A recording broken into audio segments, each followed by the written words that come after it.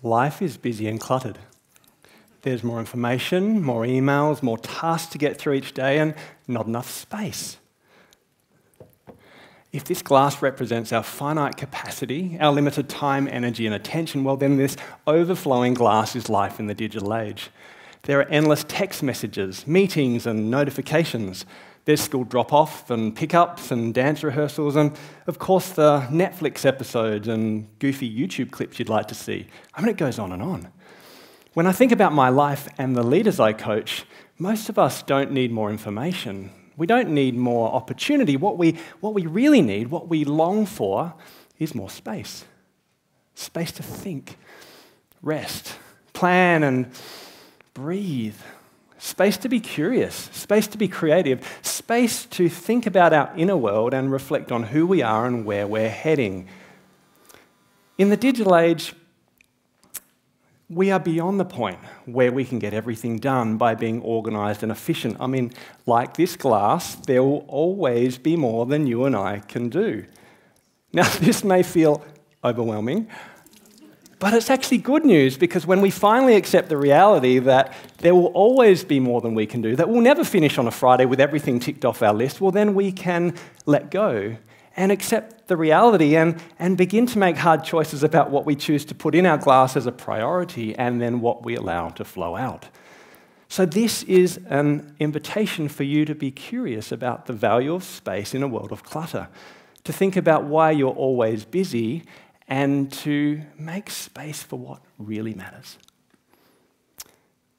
Look, don't get me wrong, I love technology.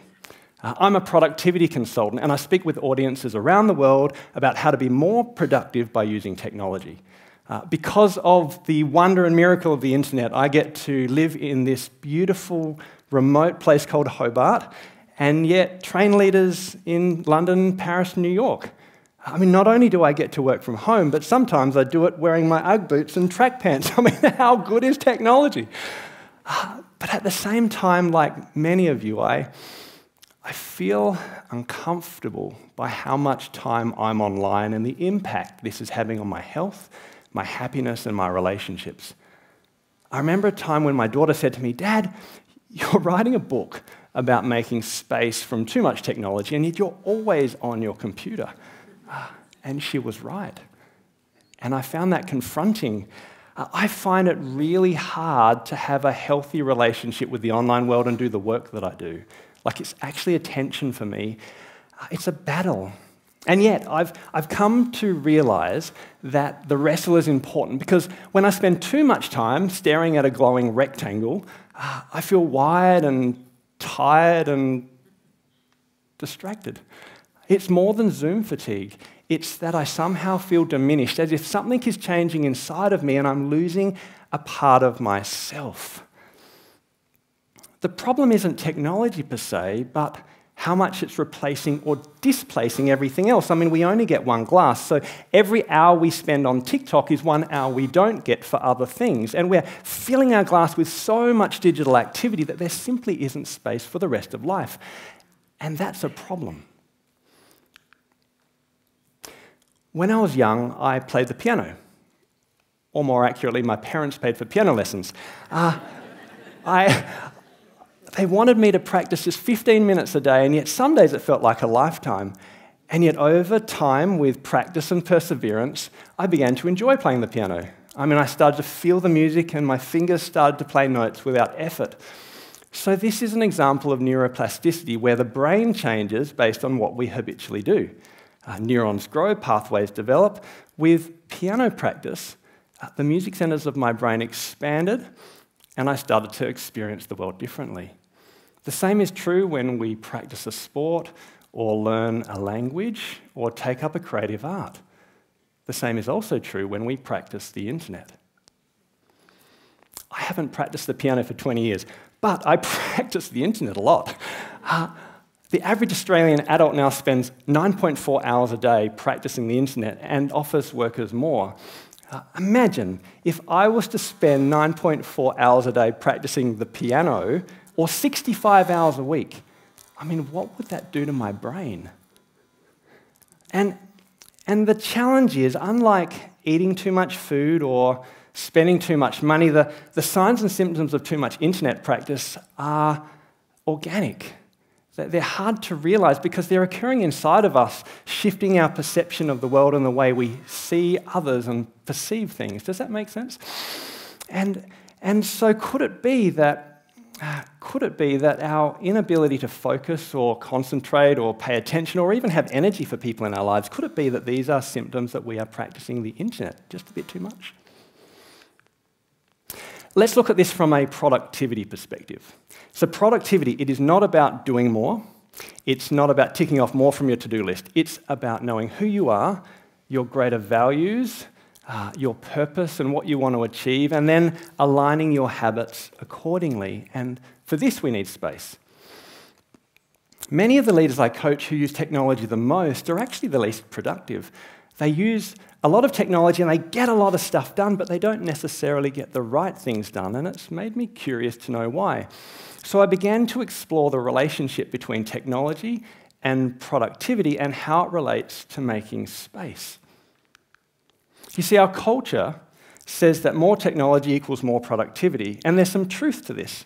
Like, we clearly need technology to be productive in every field of life, but it's not true that more technology makes you endlessly productive, and so it's not a linear relationship.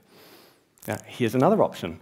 What if technology could make you productive to a point until you reach a plateau and experience the law of diminishing returns? Again, there's some truth to this, but it's not quite true because it only assumes positive impacts of being online, which is not validated in the research. So this is the true relationship between technology and productivity. It's an upside-down U-curve, and it has 3 parts. On the left side of the curve, if you buy a phone, a laptop, download some apps and learn some tech skills, you'll be more productive than you would have been otherwise.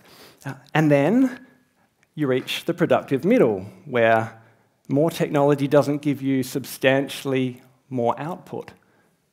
But if you continue reaching for your phone first thing in the morning and last thing at night, always online, always connected, never switching off, well then you slide down the right side of this curve and experience digital overuse. Rather than being more focused, you end up less focused, more distracted. Rather than feeling more connected to people, you end up less connected. Rather than being happier, your mental health often suffers and you end up less happy. And in the wake of COVID, almost all of us have shifted to the right-hand side of this curve and are experiencing a collective exhaustion associated with digital overuse. And this is a new situation for humanity, and it requires new ideas and new solutions, because if we are not intentional about unplugging and disconnecting as a habit from time to make space, well then we may almost always be online. So we now need 2 sets of skills or 2 sets of habits to be highly productive in the digital age. We need the habits of keeping pace and the habits of making space. Keeping pace is about keeping up. It's about using technology to be at our best, whereas making space is about slowing down, about unplugging and unwinding in order to experience our best work and our best life, to return to the productive middle. So pace and space are the yin and yang of personal productivity. We now need both sets of skills and habits in an age of infinity scrolling in order to be happy, healthy, and productive. So how do we start? How do we make space in a habitual way? Well, on the one hand, it's simple. Get your phone, turn it off, put it away, and focus on other things. But it's not simple, is it? In reality, unplugging is painfully hard to do. I once wrote a blog post about why I turn off my phone and technologies 1 day each week in order to rest deeply from my work. This is the response I got. What's that for? People found the idea of turning off my phone a whole day a week. I mean, it was interesting, but they couldn't possibly do it for themselves. I mean, what if they missed a text message or an important news event? What if they went outdoors and it rained and they weren't prepared? I mean, they focused on what they would miss out on, but in my mind, it's about perspective because I like to focus on what I will gain. Because all week, from the moment I wake up to the moment my head hits the pillow, I am online and available to everyone, everywhere, all the time. And yet one day each week, I get to unplug. I get to experience a more peaceful, quiet, joy-filled day of white space, and we fill it with meaningful activities. I mean, some days I'll wake up and eat bacon and eggs. Other days we'll play board games as a family, or maybe read books quietly. I love getting on my mountain bike and riding and getting fresh air because it's so different to what I do for work. Or maybe getting in the garden and getting my hands dirty. You know, there are times when I'll stop and we'll pay attention to the small things. And other times we will be curious about the bigger things in life, which you need space for. I definitely miss out on something on my day each week without technology, but in my mind, I gain so much more. I get to experience the breadth and depth of all that life has to offer beyond a screen and experience a sense of independence from my constantly connected world. So if a day a week is too much or not appropriate for you, can you make a bit of space by starting small? What if you were to find some quick wins? Now, here are some examples, 3 examples. Could you start and end each day with a bit of space by charging your phone outside of your bedroom? Like the way we begin and end each day is so important, and yet most of us, we wake and we reach for our phone habitually, which is our alarm clock, and we start the day with bad news or emails, yeah? But what if we could begin with silence and space to, I don't know, pray or meditate, or to practice thankfulness, or think about the day ahead. And then to finish each day, what if we were to read a physical book or write in our journal about the events of the day, or maybe have a conversation with the person in bed next to you, have pillow talk with your spouse rather than a relationship with your phones. What about another idea? What about a tech-free meal? The table is an amazing place to talk and connect and share values with people you love, and yet it's better done unplugged. Families who eat together habitually, they raise kids with better homework skills, higher grades, and greater emotional control. It's literally a game-changing relational habit. Or maybe, what about exercising without earbuds? For example, going for a walk a few days a week without a device.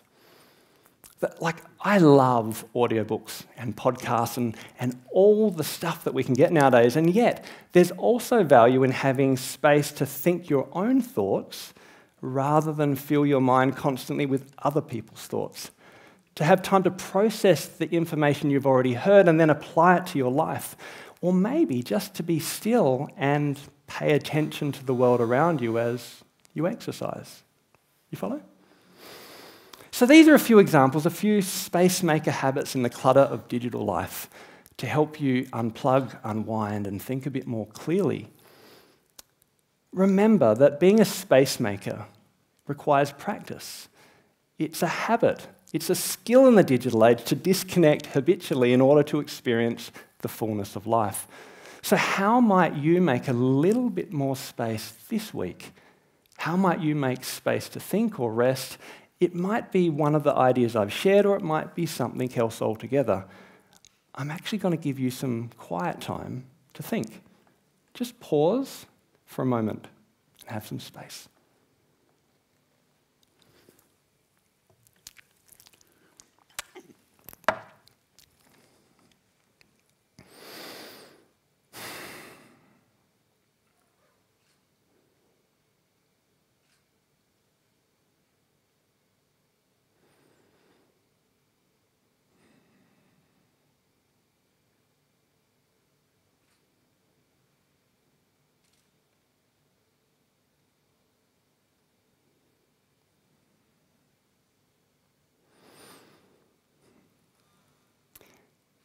In a world with so much information, so much noise, we all need a bit more space. And yet making space is actually not about technology or productivity or even unplugging. It's about our humanity and the type of life we want to live. I once asked my kids, tell me about the best times in your life, the best moments. And I loved their responses. They talked about jumping on a trampoline with a friend. They talked about when we played mini-golf as a family, or when I played them the guitar at night time to help them fall asleep as little kids. I mean, the examples were so simple, they were so human. When you think about your life and the type of life you want to live, what are the best moments that you've had?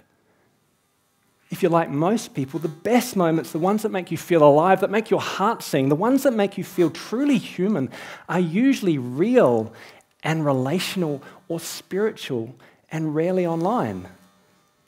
We need space to be present with the people in our lives, space to connect with nature, space to be taking risks, space to be curious, space to be creative. We need space to think about who we are in our inner life, or to be in awe and wonder at the world around us. So let's enjoy technology and the benefits of the online world, but let's make a bit of space in a world with too much technology to experience the breadth and depth of all that life has to offer beyond a screen.